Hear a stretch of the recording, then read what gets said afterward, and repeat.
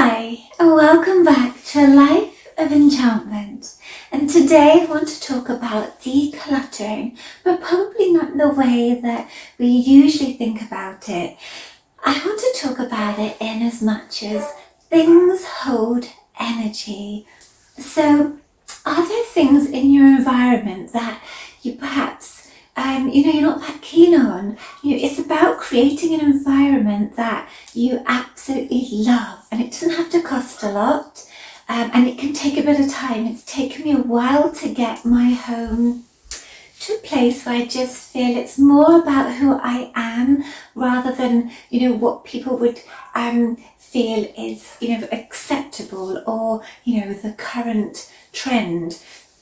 I really don't care about trends. I create my home the way I need it to feel, so that it inspires me, it soothes me, relaxes me, and it excites me, makes me feel magical, spiritual, whatever it is. So when I walk into any particular room, I get asked a lot, do I have an altar? Which I do, and I'll show you when I do more on actual altars. But I tend to use it mainly at the moment for kind of the odd thing and charging my perfumes, if I'm honest. Because most of all my rooms in my house now are kind of like an altar to that place. So we're in my treatment room right now, and you can see a part of it. And it's very angelic in here, very supportive, very calming, very gentle. It's got a really beautiful atmosphere, and as my clients come in, they just instantly sort of, it's very safe feeling. My living room has more pops of colour in it because even though it's very relaxing, it's also very inspiring for me there. And the kitchen and diner are very sort of nurturing. It's where I create, and I will put a few recipes up because I'm now off the chocolate as from today. Again, but it is a commitment I'm making to myself, so I need to make my own little sweet treats, and I'll put them out there because they're really delish and not bad for you. So that room is, those two rooms are very about creating and nurturing and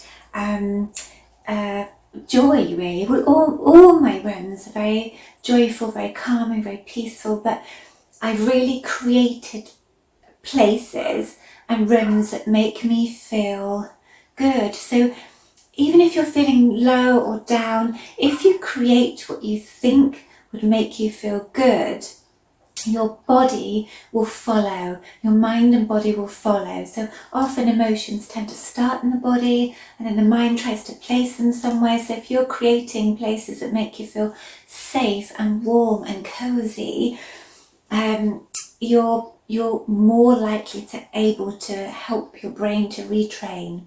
So think about energetic things. If you've been given stuff that you don't actually really like, or just doesn't resonate with you anymore even, or reminds you of somebody, get rid of them. If it makes you feel guilty, get rid of it because Auntie Flew de Fluck gave it to you, then place it in a box or somewhere, either in your attic or your basement or in a cupboard, and just get rid of it out of your immediate environment, because like I said, things hold energy too, and how a place makes you feel will alter the energy as well in that room, because you're bringing your energy in, and so you kind of bounce off each other. So remember the thing about smudging, I'll maybe tag this on the end, about smudging the places, smudging things, because whoever's been in your environment, even if they're good, they can have some negative energy or just be heavy, or you just want your own energy there. So remember to clear and cleanse, open windows frequently. The other thing is colour therapy. We are all affected by colours because you all have your preferences. Like I have, I like lots of bright colours, and I like sort of whites and soothing colours. At the moment, I used to love black, not so much in my environment, but I used to wear a lot of black. But at the moment, I think because my energy, my vibration is quite high, I just can't wear it. And like I said, I used to wear it quite a lot. But the minute I put it on now, I just need to get it off. It's as if my body's like, get off of me.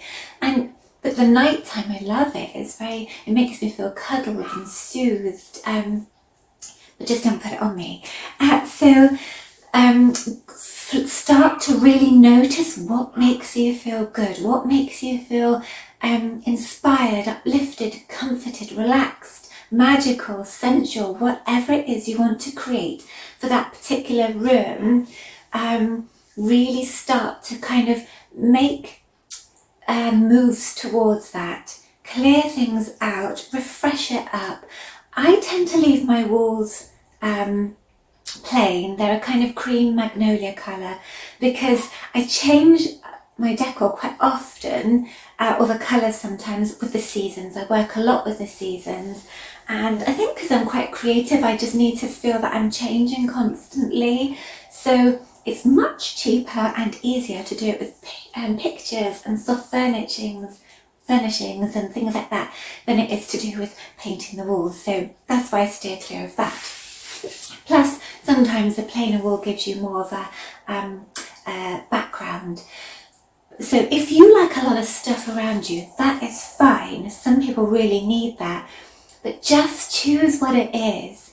Make sure that when you look at whatever in your room, you love it, or it makes you feel magical or inspired or relaxed or calm or happy or joyful or whatever it is you want. So my bedroom is very, very tranquil and calming and quite sensual. So, I've got my downstairs cloakroom. It's got a big chandelier in it with a sort of fairy hanging off it, and I've got fairies all over the place.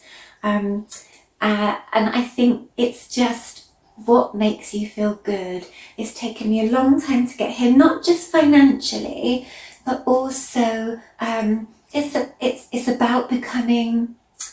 It's about that awakening within you, because we express ourselves in what we wear, how we look, what we have around us. So begin to really sense and feel and work with what makes you feel amazing. I like lots of plants around as well because I love the outdoors. So really start to kind of create your space and yourself. Who you truly are. So the other things quickly are on your food and what you listen to and who you listen to. I've got a friend that really likes horrors and kind of nasty stuff, and it's okay, if that's what you need. But it upsets my soul, my equilibrium. It takes me ages to get over it. I prefer happy, jolly, or funny things, or educational things, interesting things to watch and read and listen to. So go with what makes you feel good.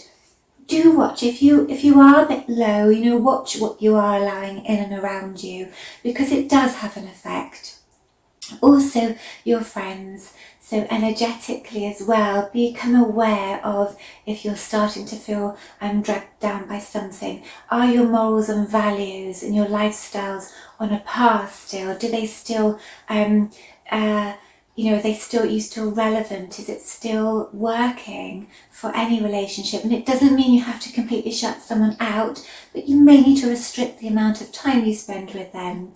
So really begin as you awaken, and it's this journey of awakening is a lifelong process of changing, awakening, learning, and your immediate environment does have an effect on that. So again, with your food, so you are not the same person you were 5-10 years ago, even probably a few months ago. So does what's around you still suit you? Does it suit you to watch the news? I never watch the news. I don't want that. I can't. I help people here. I hope. It just doesn't make me feel good, so I tend to stay away from that. So, choose, I suppose is what I'm saying. Learn, discover what makes you feel magical, what makes you feel amazing, what inspires you, what calms you, what soothes you. What do you want your environment to be like? And you can then just, if money is an issue, it'll come. You'll see. When you really want something or need something, it'll come. And make it yourself. Create it. Paint it. Make it out of stuff. Upcycle things. Recycle things. Just start to really work with how you are and who you truly are and who you are becoming. I hope this has been helpful.